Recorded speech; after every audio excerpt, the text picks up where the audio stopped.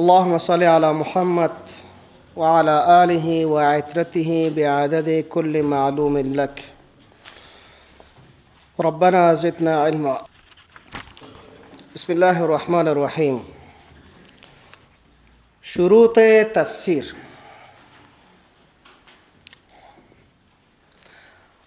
بعد از اینکه تعریف تفسیر خواندیم، تعریف تأویل فهمیدیم و فرق هر کدامش را، حال شروط تفسیر میخوانیم که تفسیر چی شروط داره. علمای اسلام برای اقدام به تفسیر قرآن شروط را ذکر کرده که باید شخص مفسر واجد این شروط باشه.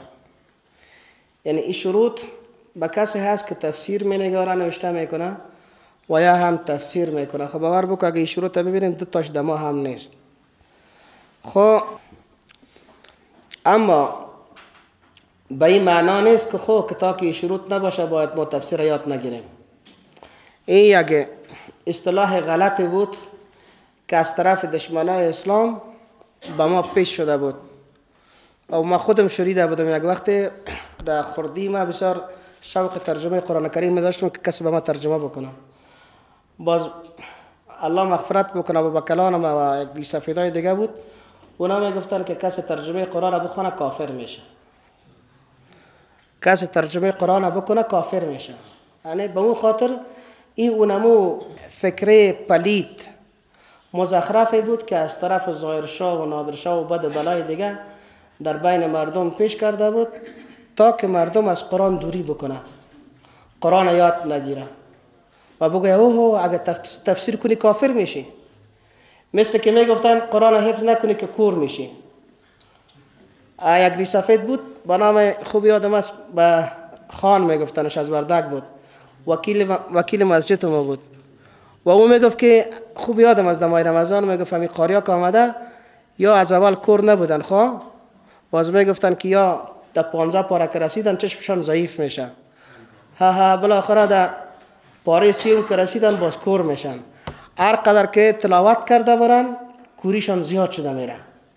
یعنی این فکره بود که ناخودآگاه نیامده بود، این غیر ارادی نبود، این پیچکاری مغزی بود که از طرف منافقین و دشمنای قرآن وقت در بین ملت پیچکاری شده بود در اذهانشان تا که ملت از حفظ قرآن دوری بکنه، از فهمیدن قرآن دوری بکنه، از درک معانی قرآن دوری بکنه و اونا وقتی که از قرآن دور شد دیگه هر چیزی که بالایشان کرد و هر دوله که دولت زد ملت میرقصه.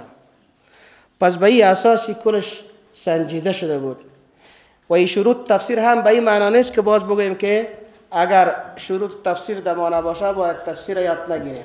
نه، تفسیر یاد میگیریم، شروط دما نبود کوشش بکنیم شروط پیدا بکنیم. این شروط حتمی نیست که از شکم مادر این شروط در ما می باشه. شروط آسان هست، میتونیم ما همش را در خود پیدا بکنیم. اول صحت اعتقاد و عقیده هست.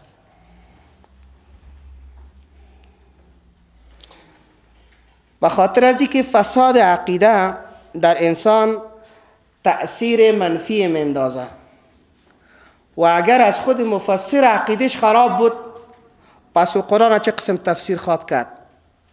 آیات توحید چه قسم تفسیر خواد کرد؟ آیاتی که در ذم شرک و کفر میآید چه قسم تفسیر خواد کرد؟ مقاصد ارزنده قرآن را چه قسم تفسیر خواد کرد؟ طاغوت چه تفسیر خواد کرد؟ بغاوت چه تفسیر خواد کرد؟ پس اولین شرط صحت عقیده هست یا صحت اعتقاد هست که مفسر، یعنی کسی که ما میریم ازش تفسیر یاد میگیریم، این سر ما لازم هست که ببینیم که عقیده چی داره، عقیده چی داره، تفسیر را به کدام روش به ما تفسیر میکنه، قرآن را به کدام تفسیر روش میکنه، عقیدش چیست. نشه که ما خالی ذهن هستیم چیزهایی به ما بگوید که نعوذ بالله از قرآن نباشه. پس حتما صحت عقیدش ضرور هست. دوم تجرد از هوا و هوس، یعنی دور بودن، خالی بودن از خواهشات نفسانی. خواهشات هر کس داره، مراد از پیروی از خواهشات هست. هیچ کسی نیست که قوه شهوانی نداشته باشه، هیچ کسی نیست که خواهشات درونی و نفسانی نداشته باشه.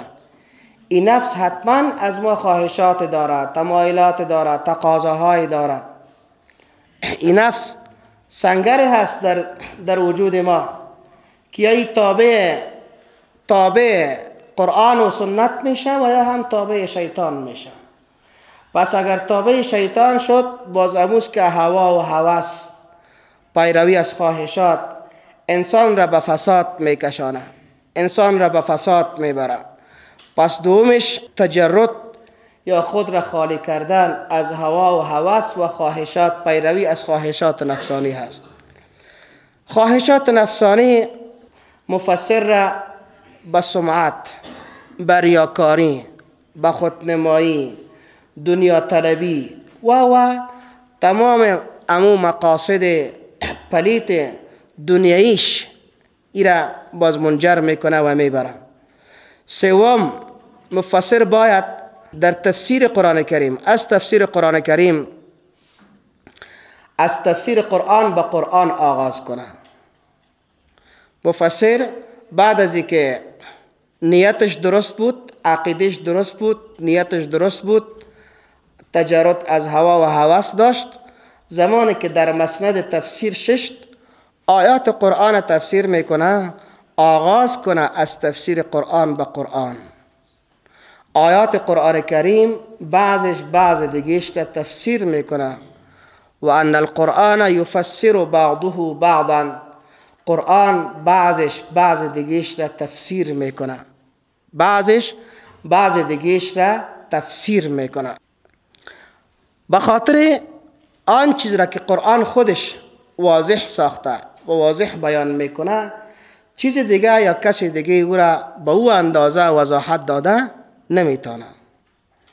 چهارم، مفسر بعد از اینکه قرآن به قرآن تفسیر میکرد، اگر تفسیر قرآن را به قرآن نیافت، در قرآن نیافت، نتانست که آیت توسط آیه دیگه تفسیر بکنه یا در ذهنش وجود نداشت، ازی خالی ذهن بود، نتانست و یا هم نبود، امکان داره که پیدا نشه، باز قرآن به سنت صحیح تفسیر بکنه. به سنت صحیح، به خاطر که اولین مفسر رسول الله صلی الله علیه و سلم هست و قرآن بالای پیغمبر علیه السلام نازل شده. اگر معنی قرآن پیغمبر نفهمه، خیکی خواد فهمید. پس در قدم دوم مراجعه بکنه در تفسیر آیات قرآن کریم به سنت مطهره پیغمبر صلی الله علیه و سلم. از این جهت است که امام شافعی رحمه الله میگه که جمیع سنت شرح للکتاب، تمامی سنت شرح به کتاب الله است و تمام اقوال ائمه شرح به سنت رسول الله است صلی الله علیه و سلم. پنجم و در چهارمش در دلائلش قرآن میگه که انا انزلنا الیک الکتاب بالحق لتحکم بین الناس بما اراک الله. آیه 105 سوره نساء. ما نازل کردیم قرآن را به طرف توی محمد صلی الله علیه و سلم به حق، لتحکم بین الناس، تا که تو فیصله بکنی در بین مردم، بما اراک الله، با آن چیزی که الله تو را نشان داده، یاد داده از سنتت. امی قسم در سوره نحل آیه 44 می فرماید، میگه که بالبینات والزبر وانزلنا الیک الذکر لتبین للناس ما نزل الیهم. با بینات، با معجزه ها، و زبر، با کتاب، و انزلنا، و ما نازل کردیم به تو، الیک، به طرف تو، الذکر، مراد از ذکر دیروز یا پریروز گفتیم که ذکر چی معنا؟ و ذکر مطلق وحی هست. در اینجا ذکر هم اطلاقش بالای کتاب الله میشه که یکی از نامهای قرآن ما گفته بودیم، و یکی هم ذکر معنیش سنت میشد، به خاطر که قرآن جای دیگه هم در نفس ازمی آیت ذکر شده. لتبین للناس، تا که تو واضح کنی به مردم، ما نزل الیهم، آن چیزی که نازل کرده شده بالایشان از قرآن، آن چیزی که نازل کرده ما از قرآن بالایشان، او را تو توسط وحی، توسط آیات قرآنی باید شرح کنی. لعلهم یتفکرون، تا که پند بگیرن، تا که مردم پند بگیرن. و پیغمبر صلی الله علیه و سلم می فرماید که الا، آگاه باشید، و اینی اوتیت القرآن، ما داده شدیم بر ما قرآن، و مثل قرآن سنت هم به ما داده شده. پنجم، هر وقتی که تفسیر آیت را در سنت هم پیدا نکرد، در قرآن هم پیدا نکرده بود، در سنت هم نیافت، برمیگرده و رجوع میکنه با اقوال صحابه رضی الله عنهم اجمعین. عبدالله بن عباس چی تفسیر کرده؟ عبدالله بن مسعود چی گفته؟ در این مورد حضرت عمر رضی الله تعالی عنه چی نظر داشت؟ حضرت عایشه صدیقه رضی الله تعالی عنها چی قول کرده بود؟ ششم، اگر تفسیر قرآن را از قرآن و سنت و اقوال صحابه نیافت، باز در اقوال تابعین رجوع میکنه. ابن سیرین، سعید ابن جبیر، امام ابو حنیفه رحمهم الله در این مورد چی گفتن؟ قولشان در این مورد چی هست؟ مثلا ما در قرآن داریم که والمطلقات یتربصن بانفسهن 3 قروء. آل مراد از قرعه چی هست؟ برمیگردیم به اقوال ائمه که ائمه در چی قول کرده. بعد از اینکه ما در قرآن رجوع کردیم، معنی دقیقش نیافتیم، در سنت رفتیم، معنی دقیقش نیافتیم، در اقوال صحابه رفتیم، برمیگردیم به قول ائمه تابعین. پس میگیم که امام ابو حنیفه از قرعه مراد حیض گرفته، مراد حیض گرفته، 3 حیض، نظر به مو دلائلی که داره. و امام شافعی از قرعه طهر گرفته رحمهم الله تعالی علیهم اجمعین. هفتم، علم بلغت عرب. علم بلغت عرب اینطور نه که لغت عرب از صرف، از نحو، از بلاغت هیچ خبر نباشه و دیده کجا و درختاد کجا، دیده کجا درختاد کجا تفسیر بکنه. نه، مطابق بلاغت، مطابق به فن بلاغت، به اصول صرفی، اصول نحوی قرآن تفسیر بکنه. امام مجاهد رحمه الله میگه که کسی که به الله و روز آخرت ایمان آورده باشه و بلغت عرب عالم نباشه، برش روا نیست که در قرآن چیز بگوید، برش روا نیست که در قرآن چیز بگوید. بخاطر که معنی قرآن مثل که پیش گفتیم در مقدمه امروز، در اولین خط درسی خود گفتیم که معنی قرآن به حرکات تغییر میکنه. مثل که از ابوالاسود دؤلی رحمه الله نقل کردیم که کسی قرآن میخوان و گفت که ان الله بریء من المشرکین و رسوله خوان. آمد پیش علی بن ابی طالب رضی الله تعالی عنه قضیه را گفت و بالاخره گفت که باید قرآن حرکات پیدا بکنه. گفت که کل فاعل مرفوع، هر فاعل مرفوع هست و هر مفعول به منصوب هست و هر مضاف الیه مجرور می باشه. پس به این اساس باید به لغت عرب، به فن صرف، فن بلاغت، به کلش عالم باشه. هشتم، به اصول علومی که قرآن به او ربط میگیره به او عالم باشه. علم علوم قرآن یا اصول تفسیر، اصول فقه.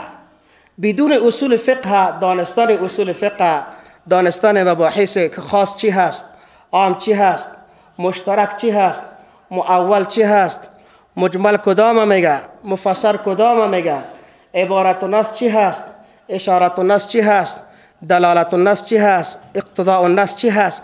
هر کدام از این مباحث اصول فقه هست. همین قسم اصول تفسیر که در 4 روز ما در او روان هستیم، بدون از این شروط و بدون از این علومی که ربط مستقیم امرای قرآن داره، تفسیر قرآن کردن درست نیست، غلط هست. نهم، فهم دقیق با از که رأی مفسر را به طرف قول راجح میبره. مثلا بعض آیات قرآن ما گفتیم چندین معنی را احتمال داره، مثل قرآن را که گفتیم، مفسر باید فهم دقیق داشته باشه که در اینجا اگر از قرآن ما طهر میگیریم چقدر مشکل پیدا میشه، اگر از حیض بگیریم چقدر مشکل حل میشه. همین قسم در مسائل میراث، همین قسم در مسائل نفقه، در مسائل عدت متوفا عنها زوجها. در کل ازیر باید هوشیاری و دقت کامل مفسر داشته باشه، فهم دقیق داشته باشه تا که بتانه قرآن، اگر که محققو خو مشکل است هیچ کس نمیتونه، یک کم خو از معنا و مفهوم قرآن به مردم بگویه. بلغوا عنی ولو آیه. الحمدلله. آداب مفسر. قرآن کتاب ادب است، قرآن کتاب اخلاق هست. یک، نیت و صحت اراده. نیتش خاص به خاطر الله باشه، نیتش خاص به خاطر الله باشه، ارادهش به خاطر الله باشه، به خاطر ازمی باشه که ما این قرآن را که ترجمه میکنم، تفسیر میکنم، به مردم میرسانم، این نه به خاطر دنیا بلکه به خاطر بعد از مرگ ما به دردم بخوره. بعد از مرگ این قرآن شفیع ما شود، بعد از مرگ این قرآن شفاعت ما را بکنه. پس این ارادش اینه باشه، نیتش اینه باشه که نه من قرآن تفسیر میکنم تا که مردم از مشایخ بگوید، تا که مردم مرا توصیف بکنه، به مسند برسم، به ریاست برسم، به وزارت برسم، به کجا برسم، دنیادار شم، مردم بیا خبر مرا بگیرن. نه، به این اساس نه. الله همیشه برات خواهد داد. اگر کسی که آخرت را بخواه، الله هم دنیا را برش میته و هم آخرت را برش میته. اما کسی اگر دنیا را خواست، باز دنیا ممکن برش داده شود، اما از آخرت باز محروم میشه. عزیزان، من کان یرید حرث الآخرة نزد له فی حرثه و من کان یرید حرث الدنیا نؤته منها و ما له فی الآخرة من نصیب. هر کسی اگر اراده آخرت را بکنه، ما حرثی از او را، کشتی از او را به خاطر آخرت پاداش زیاد میکنیم. اما اگر کسی اراده دنیا را بکنه، بخواه، نؤته منها، ما از دنیا برش میتیم، دنیا برش میتیم. دنیا به مردم بسیار داده شد، دیدین میلیاردها دلار، میلیونها دلار جمع کردن، اما کلش چی شد؟ هم دین رفت و هم نامشان رفت. هم به نام دزد معروف شدن، هم به نام گروزی معروف شدن، هم به نام چپاولکر معروف شدن و بالاخره در آخرت هم چیزی نیست. اگر کسی دین را وسیله می سازه به خاطر کسب دنیا، بدترین مردم خواهد بود. دنیا یک وسیله هست، دنیا هدف نیست، دنیا سبب هست، دنیا وسیله هست که دنیا از عمری که برات داده الله عزوجل، از این عمر استفاده اعظمی بکو به خاطر بعد از مرگت. الکیس من دان نفسه و عمل لما بعد الموت. هوشیار شما کسی هست که نفس خود را پایین بکنه، پست بکنه، ذلیل بکنه، سرش پامانه. این نفس بسیار چیزا میخواه. نه، همیش اگر 1000 سال هم زنده باشه، بان هم وفات هست، بان هم مرگ هست. خونه از این دنیا فقط به خاطر مزرعه، کشت آخرت خود کار میکنه. همه مشکلات قبول میکنه، مشکلات اقتصادی، مشکلات مالی، مشکلات وقت، مشکلات دیگه، کلش به خاطر آخرت. الدنیا سجن المؤمن. دنیا بندیخانه است به مسلمان. در دنیا دست پایت بسته هست، از هر طرف کافر سر چشم میکشه، میخواه هر نظرات خود سر تحمیل بکنه. نه، و جنت الکافر، ولی دنیا جنت و کافر است. میلیاردها دلار دارم و تو باور بکن یگان تا تلفن میکنه میگه که من پول آمدن تا دوره تفسیر ندارم و بایسیکل هم ندارم و بالاخره موترم کرا داده نمیتونم، قیمتی هم زیاد شده. اما ببین او یک بایسیکل یا 20 روپا 30 روپا کرای موتر نداره. اما کافر ما میبینیم که طیاره ها دارن، طیاره های شخصی دارن، طیاره ها دارن. از همین ترامپ خبیث وقتی که در کاندید میشد خانهش نشان میداد، خانهش امی پایه ها ستون های خانهش از فولاد بود و نقاشیش یا سرش اصطلاح شده بود. امو آیه کریمه در سوره زخرف یادم میاد که الله عزوجل میگه که اگر بدل شما چیزی نگرده، ما به خاطر که دنیا جنت و کافر هست زینه های قصرهایشان اصطلاح و نقره جور میکنم و از زمرد و از یاقوت و از دیگه جواهر خشتهایش برشان جور میکنم، به خاطر که اونا امید و پاداش با آخرت ندارن. از اونا فقط دنیا هست، اما از ما شما دنیا نیست، از ما شما آخرت هست. اگر در دنیا هر مشکل سر ما میاد با جبین کشاده تحمل بکن، از الله رای حلش بخواه، با الله رجوع بکن، الله تو را نمیشرمانه. الله ولی المؤمنین، الله ولی و دوست مؤمنین هست. خب شرطی که ما مؤمن درست باشیم.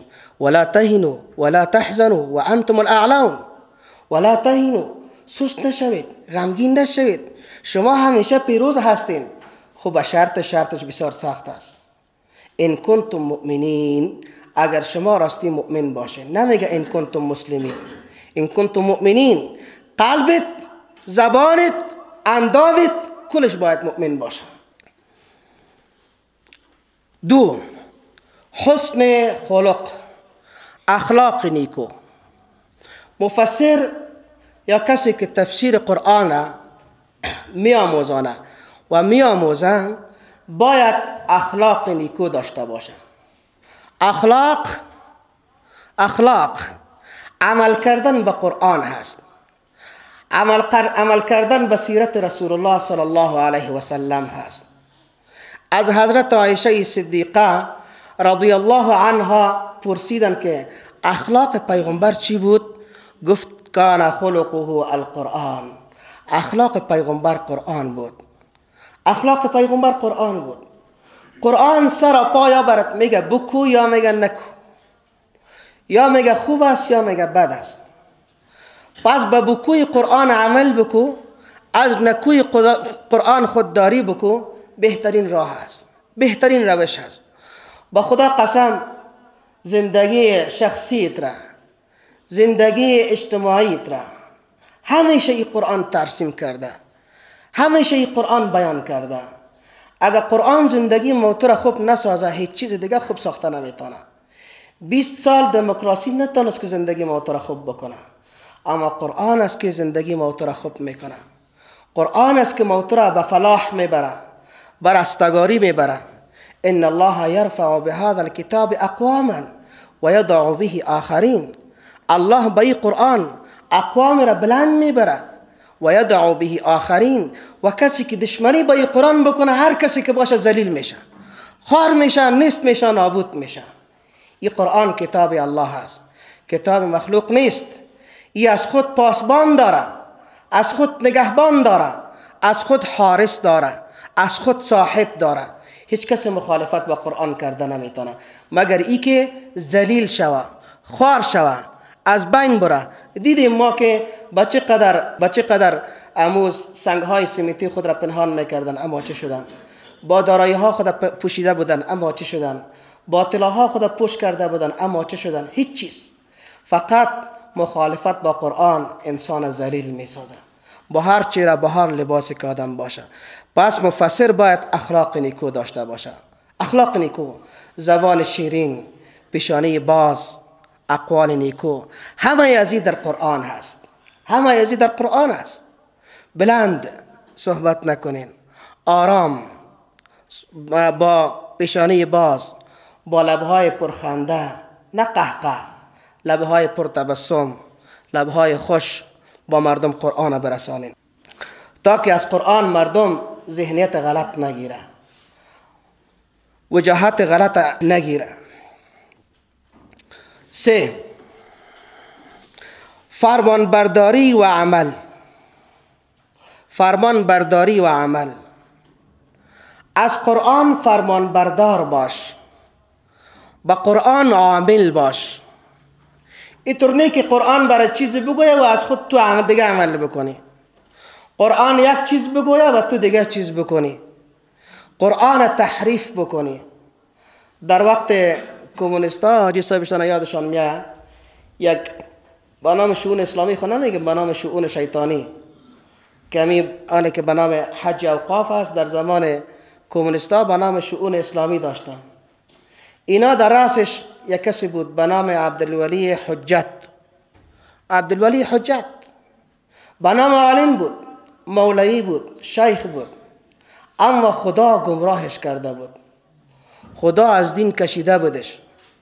قرآن میگرفت میخواند، اما تفسیرش به نفع کمونیستا میکرد، تفسیرش به نفع روسا میکرد، آمدن روسا را در او توجیه پیدا میکرد. مثل که ما دیدیم زیاد ملاهای درباری خود دیدیم در 20 سال. پارسال در دوره تفسیر یادم هست، اینجا تفسیر میخواندیم، از او دهن دروازه یک نفر از امنیت آمد، پرده را بالا کرد و کت موبایل عکس ما را گرفت. خادم مسجد ما چی نام داشت پارسالنگه؟ حکمت. او حکمت بیچاره ترسید، به خاطر کی نفر امنیت پوز خدا پیچانده بود و آمد و میخواست فقط ما را بترسانه. عکس گرفت و رفت. بعد از او تفریق شد و بچه گفت که والا مولوی صاحب او آمد عکس گرفت، ما فکر نشد. گفتم نه تو چیز کرده نمیتونستی که عکس بگیره. او فقط هدفش این بود که تا ما حلقه تفسیر خدا بند بکنیم، ما را بترسانه به یک شکل. گفتم در مسجد گاه میایه؟ گفت میایه. پوزش خوب پیچیده بود. گفتم در کجا کار میکنه؟ گفت مربوط ریاست 10 هست. گفت این جاگان دفعه می پرسان میکنه که چی گپ از مسجد چی گپ نه. گفتم برش بگو دیگر روز که آمد بگو عکس از دور گرفتی خوبش نگرفتی، عکس خوبش برات میتم، اگر جای خواستگاری میری خود ما ببر، حاجت به عکسم نیست. گفتم همین تو برش بگو که اگر جای خواستگاری میری عکس برا نبر، خود ما را ببر و یا هم عکس خوبتر ما برش بده. پس میخواهند که دشمن در هر وقت از قرآن مردم دور بکنن، با لباس ها، با آواز ها، با چهره های مختلف. اما مفسر باید عامل قرآن باشه. اگر خودش عمل نکنه کی عمل بکنه؟ دیدیم ما قرآن میگفت که ولن ترضى عنك اليهود ولا النصارى حتى تتبع ملتهم. هرگز از شما یهود و نصارا راضی نمیشه تا وقتی که پیروی از اونا نکنی. ملت یهود و نصارا چی هست؟ خواهشات نفسانیشان، قمار، شراب، اقتصاد عالی برات میته ولی کلش به خاطر دنیا، از آخرت چیز نداره. اما بود کسای در چهره مولا، در چهره در لباس مولا، آیا بودن که آمدن امریکا را توجیه میکردن یا نه؟ ما از اینجا وقت اگر فکرتان باشه در سای پارسال کسایی که بودن، ما امو آیات همیشه میخوانم در سوره اعراف که هست وَاتْلُ عَلَيْهِمْ نَبَأَ الَّذِي آتَيْنَاهُ آيَاتِنَا فَانْسَلَخَ مِنْهَا فَأَتْبَعَهُ الشَّيْطَانُ فَكَانَ مِنَ الْغَاوِينَ. بگوی پیغمبر صلی الله علیه و سلم از بلعام ابن باعوره را برشان قصه بکن. کسی بود که الله آیات خود برش داده بود، فانسلخ منها، از این آیات بیرون شد، با این قرآن عمل نکرد، با این دین عمل نکرد، با کتاب آسمانی که الله روان کرده بود عمل نکرد، از دین برآمد. وقتی که برآمد فاتبعه الشیطان، پس شیطان خوب پیرویش کرد، رفت گفت ما خود را کار دارم، ما تو را کار دارم. پارسال در دوره تفسیر نام از امورا ما به نام مفتی چی گفته بودیم؟ مفتی شیطان، مفتی شیطان یا مفتی آیصاف. پس بالاخره برآمد، وقتی که از دین برآمد فانسلخ منها فاتبعه الشیطان فکان من الغاوین، گشت از جمله گمراها. ولو شئنا، ولی ما خواستیم کورا لرفعناه بها، بسبب علمش او را بلند بکنیم، ولكن اخلده الى الارض، اخلد الى الارض، خود را به زمین به دنیا چسبان. فانسلخ منها فأتبعه الشيطان فكان من الغاوين ولو شئنا لرفعناه بها ولكنه أخلد إلى الأرض. خود چی کرد؟ واتبع هواه، از هوا و هوس خود، خواهشات نفسانی خود پیروی کرد. قرآن چقدر مثال زشت میده. فمثله كمثل الكلب، مثال از این مثال سگ هست. امی که الله برش علم داده ولی به علم خود عمل نکرد. اینجا گپ سر علم عمل هست، به علمش عمل نکرد. قرآن یک چیز میگه و ای به خاطر دنیا چیزهای دیگه میگه. فمثله كمثل الكلب، مثال از این مثل سگ هست. ان تحمل علیه یلهث او تترکه یلهث، اگر با سگ چیز بگویی هم طرف جف میزنه، اگر نگویی هم طرف جف میزنه، میغفه و عادتش هست. پس قرآن مثال از یه عالم را دوستای عزیز، جوانای عزیز که به علم خود عمل نکنه، فرمان برداری از اصول قرآن نکنه، این را به مثل سگ مثال میده. چهارم، تحری صدق و ضبط و نقل.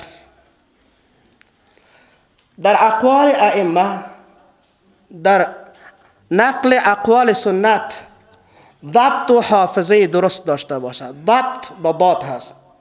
حافظه درست باشه، متقن باشه، صاحب امانتداری باشه.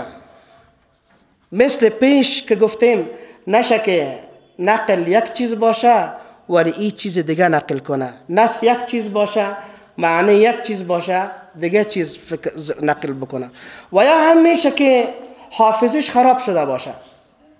حافظش خراب هست، در ذهن خود چیزی را نمیگیره، پس به این اساس در نقل اشتباه میکنه. نه، اگر ذهنش تا قدر خراب شده که نقل نمیتونه، با ضرور نیست که کتاب الله را به مردم تفسیر بکنه، ترجمه بکنه. به خاطر که هر کسی که در قرآن چیزی گفت فقط کفر، از خود چیزی گفت فقط کفر. 5، تواضع و نرمی. عالم باید، خاصتا مفسر باید متواضع باشه، فروتن باشه. من تواضع لله رفعه الله. هر کسی که تواضع کرد به خاطر الله، الله را بلند میکنه، عزت میکنه. و هر کسی در مفهوم مخالفش، هر کسی اگر تکبر کرد، وضعه الله، الله او را در زمین میزنه. کبر انسان را در زمین میزنه ولی تواضع انسان بلند میکنه. عمر رضی الله تعالی عنه و ارضاه، روزی درا روان هست، با مو شدتی که داره، با مو غلظتی که داره، خب کلش به خاطر دین الله بود، اما تکبر نداشت. دیروز در مسئله زهار، مثل که از مسئله نام خویله رضی الله تعالی عنها را گرفتیم. زن رو بروش میایه، حضرت عمر استاد میکنه. امرای حضرت عمر یک صحابی جلیل قدر دیگه هم هست، استادش میکنه، به حضرت عمر شکوه خدا میگه و حضرت عمر نصیحت میکنه. صحابی که امرای حضرت عمر از خسته میشه، به او زنکه میگه ای زنکه خانه زیر گندم، نمیفهمی که حضرت عمر است؟ حضرت عمر برش میگه بس چپ کو. برای مردکه میگه، بر دیوال خود میگه ای کسی هست که شکوه ازیره، شکوه خویله را رضی الله عنها را الله از فوق 7 سماوات شنید و گفت که قد سمع الله قول التي تجادلك في زوجها و تشتكي الى الله. ولی عمر گپش گوش نکنه، تواضع داشت. عمر خلیفه مسلمان ها بود، اما زمانی که شب میشه میره خودش کوچه به کوچه میگرده که کی ضرورت داره، چی میگذاره که گردن ما بسته نشه. ما کدام ما در ظرف چند سال که اینجا بود والی کابل ما دیده دانسته بودیم؟ هر کس میرفت یک گلسوال کسی نمیدید، یک قماندان امنیه آمر حوزه دیدنش مشکل بود از تکبر. ولی تکبر چنان کرد که فعلا در زمین جایی ندارن. حضرت عمر بن عبدالعزیز خلیفه 5 مسلمان ها و 8مین خلیفه بن امیه هست، برادرزاده عبدالملک بن مروان، نواسه مروان هست. عمر بن عبدالعزیز زمانی که خلیفه میشه بعد از سلیمان در قصر میاد که داخل میشه که کل جای گروپ خونه بود، همین شمکا و یا هم چیزی که روشن میکردن. میگه این چی هست؟ کدام قصر عروسی سالون هست؟ نه. میگه نه، با ما فقط یک دانه چی بکار است که همه قدر فقط خطا ببینم. میگه پیش دروازه کی هست؟ میگه 3.5 گارد هست. گارد چی میکنه؟ این گارد میگه مثل رجال برجسته واره. میگه این گارد امنیت تو را گرفته. میگه من به امنیت ضرورت ندارم. این گارد خاص برو در چرایی ها عزت و عفت مردم را حفظ بکنه، امنیت مردم را بگیره که سر ناموسشان، سر مالشان تجاوز نشه. به ما یک نفر بکار هست، او هم نه به این معنا که امنیت مرا بگیره. عمر بن عبدالعزیز میگه اگر الله اراده مرگ مرا کرده باشه، هیچ کسی نمیتونه که مرگ از ما دور بکنه. و یک نفر هم کسی اگر عریضه میکنه، عریضیش به ما برسانه. اگر عریضه داشته باشه، عریضیش به ما برسانه. اما مظلومی که سر ظلم شده، عریضی از او را به ما برسانه. دیگه میگه دیگه چی هست؟ میگه 100 دانه اسب است به خاطر خدمت خلیفه. میگه 100 دانه اسب ما چی کنم؟ در سر 100 دانه اسب میره، مثل که موترای زیر قطار میشد. پس میگه نه، برای ما فقط یک دانه اسب بکار است، دیگهش کلش برای به بیت المال. میگه چند دانه کنیز و غلام هست؟ 100 دانه. میگه من فقط نه کنیز کار دارم نه غلام. خودم میرم خانه، نان خانم پخته میکنه و آب را از چاه خودم میکشم. ضرورت نه به کنیز دارم و نه هم به غلام. کل از امکانات به بیت المال برای به فقرا باید چی شود؟ توزیع شود. اینی مردم بودن که اسلام به ما رساندن. پس صدق و تواضع و نرمی داشته باشه. به خاطر دعوای کسی که تقوا نداشت، تکبر داشت، او باز از علمش مردم منفعت نمیگیره، فایده نمیگیره و نه هم گپش سر کسی تأثیر داره. 6. حفاظت عزت و آبرو. پس وقتی که در مسند تفسیر ششت و مردم قرآن الله را بیان میکرد، کتاب الله را بیان میکرد، عزت و آبروی مسلمانان را در نظر میگیره. ای بچه فلانی، ای زن فلانی، بد پدرت تر به مادرت تر، نه، عزت و آبرو را فکر میکنی. اگر کسی بالای کسی لعنت میگه، لعنت دو میگرده. پیغمبر علیه السلام میگه زمین و آسمان او میگرده. اگر پیدا کرد کی گفته خوب، اگر نه پس در گردن خودش برمیگرده، برای خودش برمیگرده.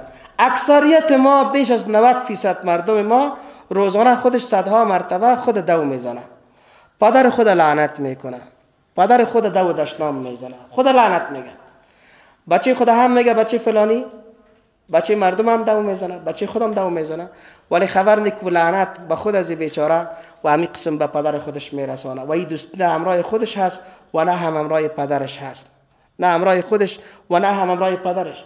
پیش پیغمبر علیه السلام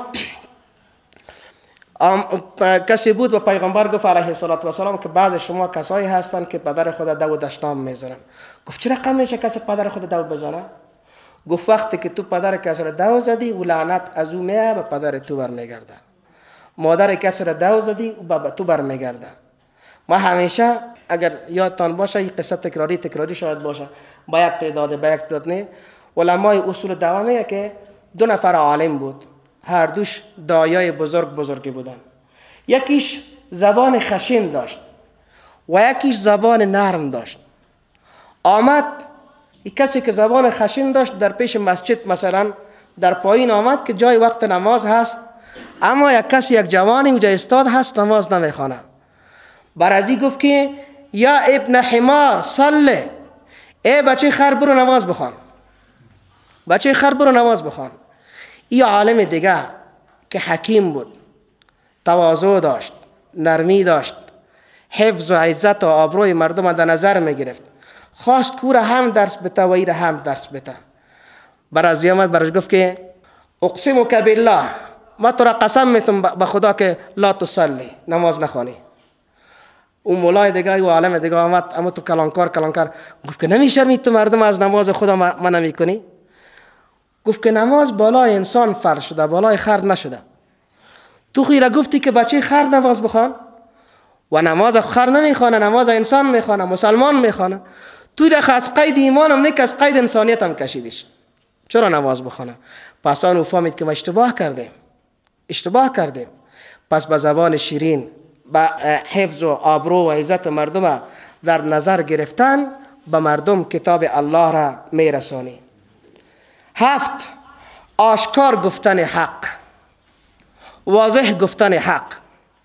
هرگاه که حق برات معلوم شد باید از هیچ کس خوف نداشته باش، ترس نداشته باش.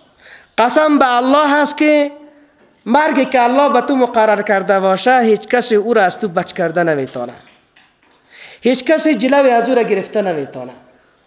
پیامبر صلی الله علیه و سلم با عبدالله بن مسعود رضی الله عنه و ارضاه میگه که ای عبدالله چند نصیحت برات میکنم. اولی که از خدا بترس، در هر جا خدا را یاد بکن. در ادامه حدیث برش میگه که واعلم، بدان ان الامه، اگر کل امت لو اجتمعوا، اگر جمع شوند، من اولها الى آخرها، از اولش تا آخرش، على ان ینفعوک، بایی که به تو منفعت برسانن، فلن ینفعوک بشیء الا ما قد کتب الله لک، هرگز به تو منفعت رسانده نمیتونن مگر آن چیز را که الله به تو چی کرده؟ مقرر کرده. واعلم، بدان ان الامه، یقینا امت، لو اجتمعت، دی لفظ آمده، اگر جمع شوند، من اولها الى آخرها، از اولش تا آخرش، على ان یضروک بشیء، بایی که ضرر برسانه به تو، فلن یضروک بشیء الا ما قد کتب الله لک، مگر آن چیزی که الله برات مقرر کرده. اذا جاء اجلهم فلا یستأخرون ساعه ولا یستقدمون. ایرا ایمان خود داشته باش، پارسال در دوره پارسال از سنفیای قیسشان، از دورهشان بود عبیدالله او روزم برش در تلفن گفتم. او پارسال با دوره یک روز دو روز آمد، دیگه نیامد. تلفن کرد که مرا مادرم میگه نرو، به خاطر که در کدام جای کشته نشی و چی نشی و بالاخره مسجد خطر داره، این دوره تفسیر خطر داره، این ترجمه خطر داره، اگر رفتی دیگه باز ما تو را نمیبخشم. خب بیچاره نامد. ترجمه ما الحمدلله خلاص شد، هیچ کسی جلوش گرفته نتونست. دمای حمل دیدمش، ما گفتم بچه ما زنده هستیم، ما چون تو زنده هستی یا نه؟ ما زنده هستیم، ما چون تو زنده هستی. پس هیچ وقت ترس و جبن در خود راه نتین. یکی جبن و ترس هست، یکی هم احتیاط هست. خب احتیاط هست. الله استاد یاسر مغفرت بکنه، شهادتش قبول بکنه. استاد یاسر که همه ما میشناسیم، در منوارای صوتیش میگه یکی جبن هست و یکی هم ترس هست و یکی هم احتیاط هست. مسلمان در دعوتش باید محتاط باشه، احتیاط در نظر بگیره، از احتیاط او طرف کار نکنه، خلاف احتیاط عمل نکنه. اما جبن و ترس در خود جا نته، جبن و ترس در خود جا نته. به چی معنا؟ و اینطور تعبیر میکنه، میگه اگر کسی جهاد نمیکنه میترسه که کشته نشه، ای جبون هست، ای جبون هست و جبن در اسلام جای نداره. اگر کسی جهاد میکنه، دعوت میکنه ولی احتیاط مت نظر میگیره، یا ایها الذین آمنوا خذوا حذرکم فانفروا ثبات او انفروا جمیعا، ای مسلمان ها شما جهاد هم کنین، تنها به جهاد براین، در بخش های از دعوت و از جهاد شما شریک شوین. خذوا حذرکم، ولی احتیاط تانه بگیرین، به احتیاط کار نکنین، محتاط باشین، اما از دشمن نترسین. توکلتان به الله قسمی باشه، مثل که سیف الله خالد بن ولید در جنگ رومیا میره با 1000 نفر، با لشکر 100,000 نفری روبرو میشه. ببینین که هم احتیاط و چرا در نظر میگیره، امو کروکی جنگ را، و هم ای که نمیترسه. 1000 ببینین و 100,000 ببینین. و این داستان و افسانه نیست، کتابای تاریخ همیشه را نقل میکنه. خالد بن ولید رضی الله تعالی عنه 1000 نفر خود را در 4 طرف در چندین قسمت عظیم مثل محاصره واره با این لشکر رومیا چی میکنه؟ میبره هر طرفش، تا ای که دشمن فکر کنه که تعداد مسلمان ها از ما کده زیادتر است و ما را محاصره کرد. تعدادش بسیار کم، 100 نفر اینجا، 200 نفر اونجا، 200 نفر اونجا. و این خالد بن ولید به یقین داشت که الله امرای لشکر خود، امرای ملائکه، مثل که در جنگ بدر کمکت مسلمانان را در اینجا هم کمک میکنه. و ما یعلم جنود ربک الا هو، لشکر پروردگارت هیچ کس نمیفهمه که چی هست. اما نترسید، هم خودش تنها الله اکبر گفته در بین صلیبی ها مدرایه، رومی ها مدرایه.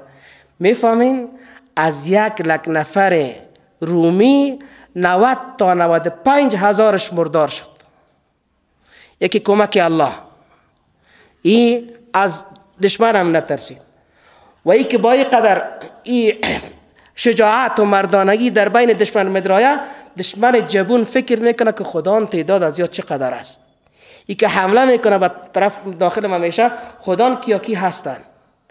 زهر ورش میته، میگه زهر سر ما تاثیر نمیکنه، زهر میخوره و میگه بسم الله الذي لا يضر مع اسمه شيء في الارض ولا في السماء وهو السميع العليم. میگه زهر شما سر ما تاثیر نمیکنه، ما را کسی حفظ میکنه که او خالق از زهر هست، خالق از زهر هست. پس اینجا آشکار گفتن حق بهترین جهاد هست. پیامبر علیه السلام میگه که افضل الجهاد، بهترین جهاد گفتن حق در پیش سلطان و پادشاه ظالم و جابر هست. 8 از روش نیک برخوردار باشه. روش، طریقه، اسلوب. با طریقه و روش برای که مردم استفاده بکنه. با کدام روش که مردم قرآن یاد میگیره، هر قدر که آسان روش بگیره بهتر است. ولقد یسرنا القرآن للذکر فهل من مدکر. عبدالله بن عباس میگه فهل من مذکر، آیا کسی هست که پند بگیره؟ مذکر تفسیر میکنه. قرآن آسان هست، قرآن سخت نیست.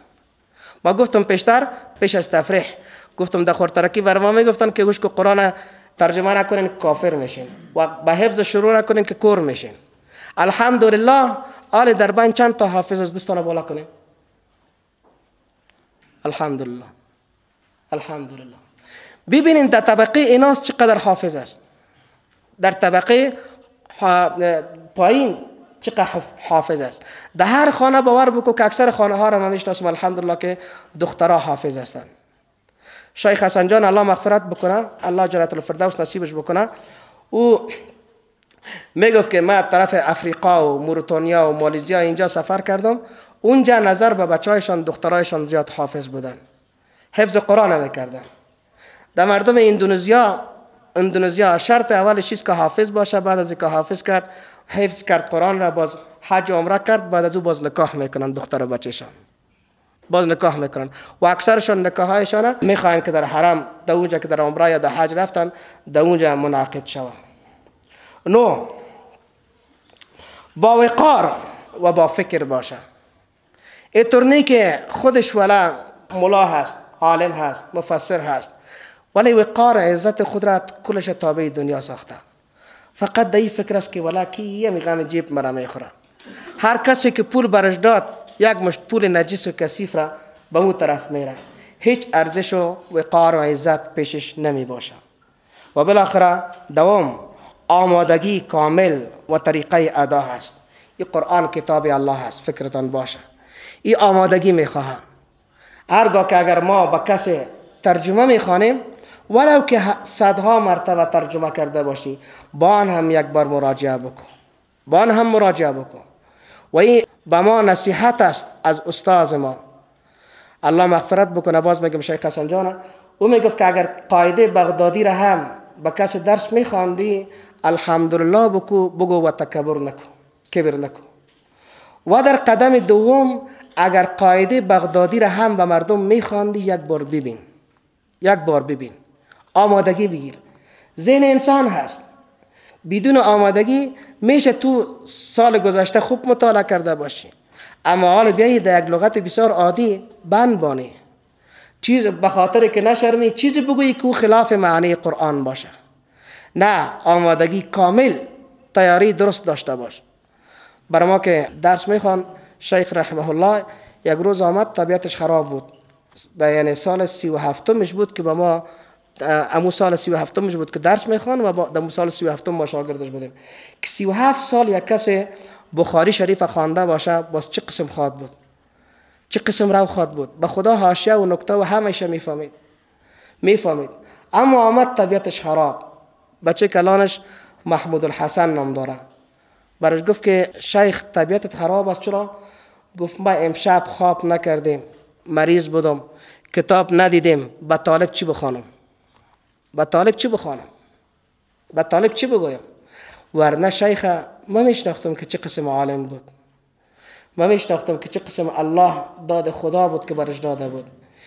او هر سال که عمره میرفت در رمضان، یک سال نرفته بود عمره، در اون مسجد خود معتکف بود و ما هم پیش میرفتیم. یکی دو بچه دیگه هم اعتکاف داشت. این گپی که بچه ها نقل کرد، گفت ما پیغمبر علیه السلام خواب دیدیم که به ما گفت که به شیخ حسن جان از طرف ما سلام بگو. در حال اعتکاف همینقدر تقوا داشت. و ساره که شهیدش هم کردن 40 حجش بود و شهیدش هم از طرف خبیثایی شد که خواستن دیگران را نامبد بکنه، ولی معلوم شد که امو آفتاب علی شیرپا وزیر داخلی وقت پاکستان که پیپل پارتی بود، از نفرای بی‌نظیر بود، او شهیدش کرده بود در بدل 60 لک کلدار. پس آمادگی داشته باشه. اگر آمادگی نداشت بعد از او باز درس نخوانه، یک روز بدون آمادگی نه، کم بخوانه، آمادگی داشته باشه. الحمدلله. این بود آداب تفسیر. اقسام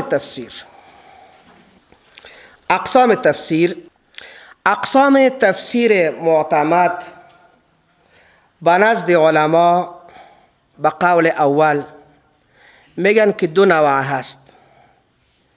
یکی به نام تفسیر بالمأثور، یکی تفسیر بالرأی. تفسیر بالمأثور یعنی تفسیر بالروایه، به طریق روایت از پیغمبر صلی الله علیه و سلم، در قدم دوم صحابه و از تابعین. تفسیر بالرأی امو تفسیر را میگه که دو اجتهادات زیاد باشه. خب علما میگه که هیچ تفسیر بالرأی را ما نمیابیم مگر که حتما دو روایات هست. بدون درج روایات هیچ تفسیر بوده نمیتونه. پس تفسیر هست بالرأی، اما به این معنا که دو هم رأی هست، البته رأی ممدوح، اجتهاد سدید، راه درست. و برخی دیگه هم میگه که تفسیر به 3 نوع هست. یکی را میگن تفسیر بالمأثور و یکی را هم میگه تفسیر بالرأی و یکی را هم میگه تفسیر بالاشاره که برام تفسیر اشاری معروف هست. تعریف اشاری معروف هست. میایم به قسم اول، با تفسیر بالمأثور. تفسیر بالمأثور بهترین تفسیر هست، در رأس و در مرتبه عالی همه تفاسیر قرار داره، به خاطر که تفسیری که میکنه و تفسیر موافق قرآن به قرآن هست و یا هم تفسیر قرآن به سنت هست و یا هم تفسیر قرآن به قول صحابه و در نهایت به نزد بعض به قول تابعین هست. انواع تفسیر بالمأثور کدام ها هستند؟ اما از تفسیر بالمأثور به این معنا نگیریم، خب پس انشاءالله واضح تر میشه که در تفسیر بالمأثور هر خشک و تر هر چی که بود به نام روایت و به نام حدیث دو درد شده بره. از دقت کامل باید کار بگیره، مثل که حافظ ابن کثیر کار گرفته، مثل که حافظ ابن کثیر کار گرفته، مثل که علامه آلوسی حنفی در روح المعانی کار گرفته، مثل که امام طبری رحمه الله در تفسیر طبری دو تفسیر خود کار گرفته. البته با روش هایی که دارن پسان انشاءالله در شرح کتاب هر کدام برای ما واضح میشه. انواع تفسیر بالمأثور چند نوع هست. پس مطابق این معنا تفسیر بالمأثور دایر به 4 معنا است. یعنی وقتی که تفسیر بالمأثور اینطور معنا بکنیم که به معنی منقول هست، برابر است که نقل از الله باشه، از پیامبر صلی الله علیه و سلم باشه، یا منقول از صحابه رضی الله عنهم اجمعین باشه و یا هم تابعین کبار رحمهم الله تعالی علیهم اجمعین باشه. پس مطابق این تعریف تفسیر بالمأثور دایر در 4 معنا هست، در 4 نوع هست. نوع اول تفسیر قرآن به قرآن هست. تفسیر قرآن به قرآن هست. الله عز وجل می فرماید الذين آمنوا ولم يلبسوا ایمانهم بظلم اولئک لهم الامن وهم مهتدون. کلمه ظلم را اونجا مفسرین همه توجیه میکنن، ترجمه میکنن، میگن مراد از ظلم شرک هست. به خاطر که صحابه آمد از پیغمبر علیه السلام پرسید که معنی ظلم چی هست، گفت که آیا شما قول برادرتان لقمان حکیم نشنیدین که گفت به بچهش ان الشرک لظلم عظیم. شرک ظلم بزرگ هست، شرک گناه و ظلم بزرگ هست.